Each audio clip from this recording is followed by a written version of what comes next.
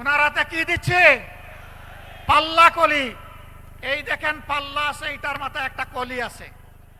আজকে এখানকার এই আসনের প্রার্থী হিসাবে আমার হাতে পাল্লা তুলে দেওয়া হয়েছে। আমার সাথে 10 দলের আরো কিছু প্রার্থী এখানে আছেন। আমি তাদের হাতেও আপনারা অনুমতি দিলে আপনাদের পক্ষ থেকে প্রতীক তুলে দিতে চাই। আপনারা খুশি আছেন? নাহিদ ইসলাম প্রথমে আসবেন।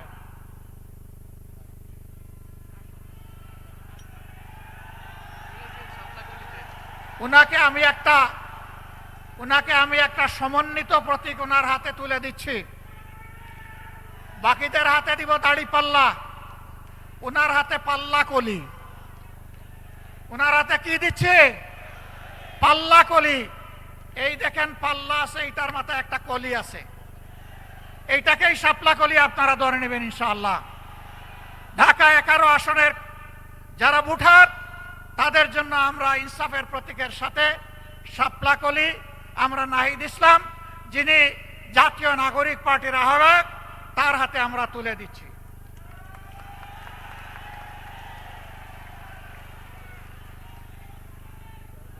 এটি ঢাকা 11 আসন। এবার ঢাকা 12 আসন। ঢাকা 12 আসনে বাংলাদেশ ইসলামী ছাত্র শিবিরের সাবেক কেন্দ্রীয় সভাপতি, বাংলাদেশ জামাতে ইসলামীর কেন্দ্রীয় নির্বাহী পরিষদের সম্মানিত সদস্য জনাব সাইফুল আলম খান মিলন, তার হাতে আমরা পাল্লা তুলে দিলাম।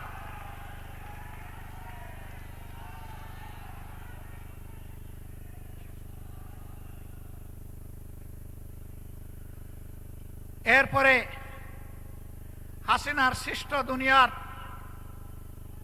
জাহান্নাম সম আয়নাগরের বাসিন্দা, আমাদের কলিজার টুকরা ব্যারিস্টার আহমদ বিন কাসেম আরমান, যিনি 14 আসনে ন্যায় এবং ইনসাফের পক্ষে, জনগণের অধিকারের পক্ষে লড়াই করে ইনশাআল্লাহ বিজয় ছিনিয়ে আনবেন, তার হাতে আমরা পাল্লা তুলে দিলাম।